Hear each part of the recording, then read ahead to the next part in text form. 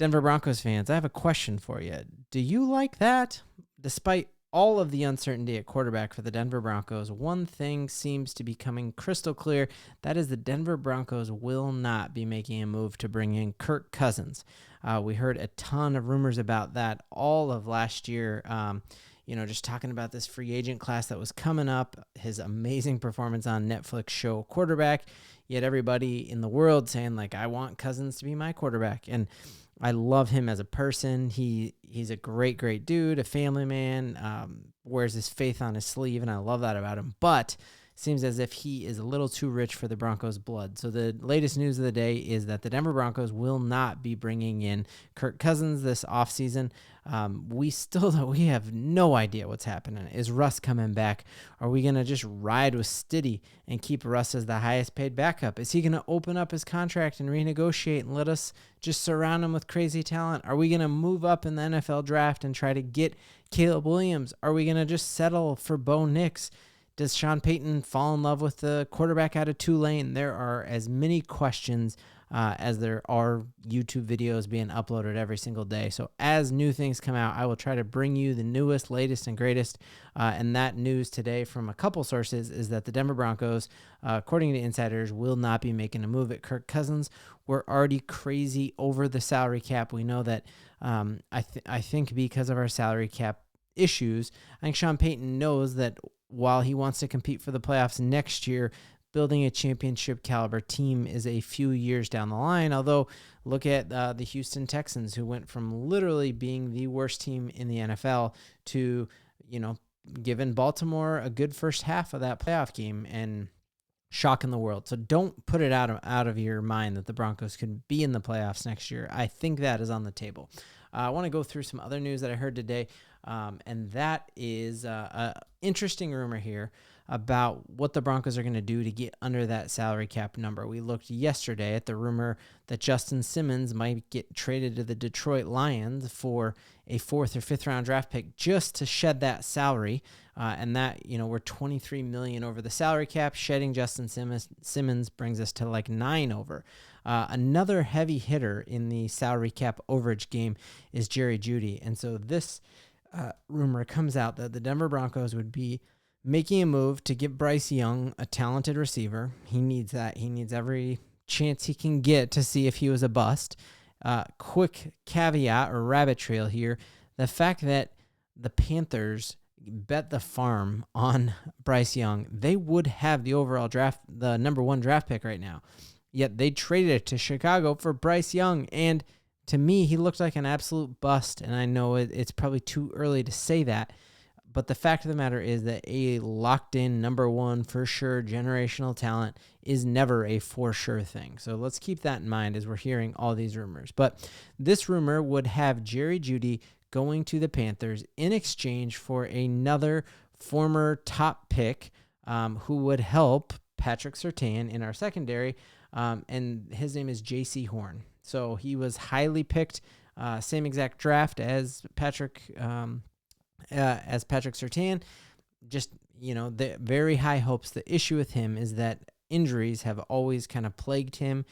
He hasn't finished a lot of seasons, but he could easily line up as our number 2. Now, if you look at the Broncos' biggest areas of need, I would say the number 1 area of need is figuring out the quarterback position. The number 2 area of need is probably tight end. Now, can that be Greg Dulcich, or are we going to hope for Bowers in the draft? And then number 3, I would say that an area of need is finding another cornerback. Now, especially if something's going to happen with Patrick Surtain. If the Denver Broncos all of a sudden traded Patrick Surtain and first and tried to move up for the quarterback, which we've heard in a lot of rumors, then bringing in a J.C. Horn is just a must because Patrick Surtain does so much on defense. We need another locked corner. So I think it all depends on the Denver Broncos strategy in the NFL draft. The Ringer, I've been refreshing every day since the Broncos were out. I just love their draft guides. I feel like they do a fantastic job of kind of writing up.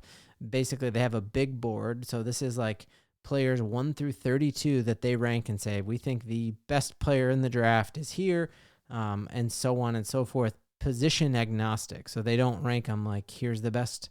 We know a lot of times people end up drafting a quarterback at number 4 when a lot of NFL scouts have them as like the 40th or 50th best player in the draft. And that's what I like about checking out this big board. So looking here, we've seen Bowers drop to the Broncos in a lot of mock drafts as a tight end. Man, if he's truly the 4th best player in this draft and we get him at 12 and, could he be like a Laporta was for the Lions? Like, that's crazy.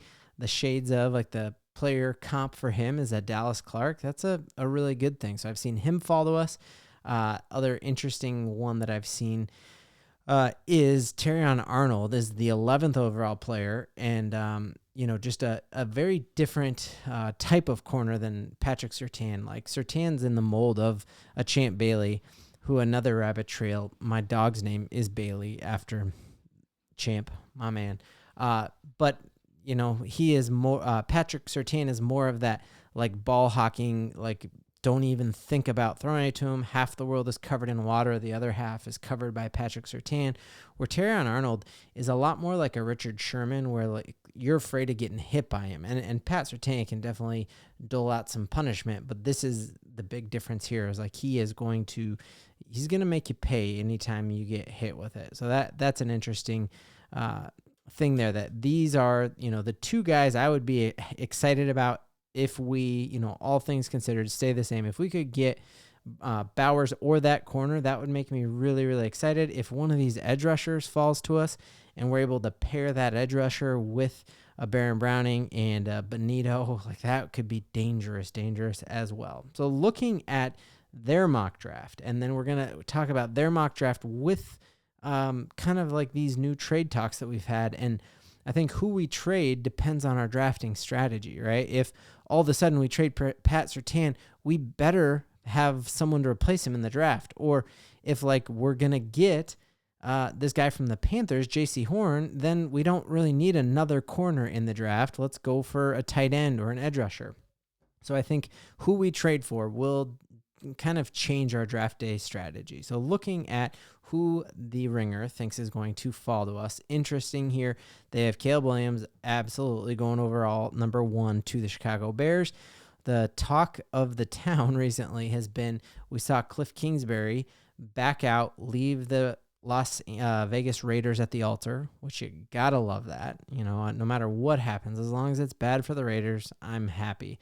So Cliff Kingsbury backs out on the Raiders and goes to Washington, and Washington already has Eric Bieniemy. Is he going to Kansas City next year? Who knows? But you now have Cliff Kingsbury, Caleb Williams' former coach, do the Washington Commanders trade an arm and a leg up to get Caleb Williams, and then Chicago, maybe they get the Marvin Harrison kid, or maybe they're happy with Drake May or Jaden Daniels. But what you have in this mock is the Bears, the Commanders, and the Patriots all taking quarterbacks 1, 2, 3.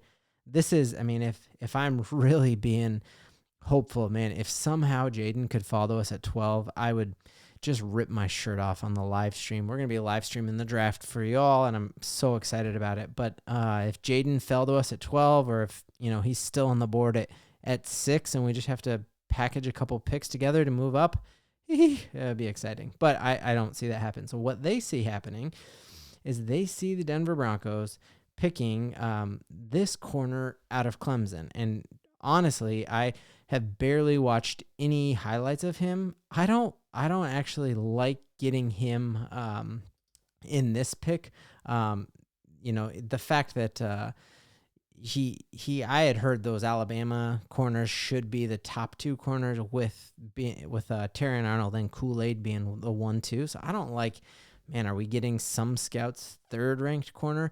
I'll watch a lot more on him, but man, if we're picking at 12 and you got quarterbacks going 1, 2, 3, please just like let me have the best player at a position at 12. Like that's what you would hope for. So we can definitely continue hoping for that. And yeah, we'll hit this article up. This article has Matt Miller, who's also pretty plugged in, thinks that we're going to pick Bo Nix in this draft. So we We've talked ad nauseum about how we feel in Broncos country. It does not seem like we're too excited about the oldest quarterback in the draft. One who is a fifth-year senior and playing with 18, 19-year-old kids. It seems like, is he Uncle Rico out there and he can throw the ball over the mountains, and anyone could do that. But stay here. If you're new to this channel, can you like and subscribe? It really helps me out, helps me grow the channel. I've had a blast doing this because in Broncos country, we always stay giddied up.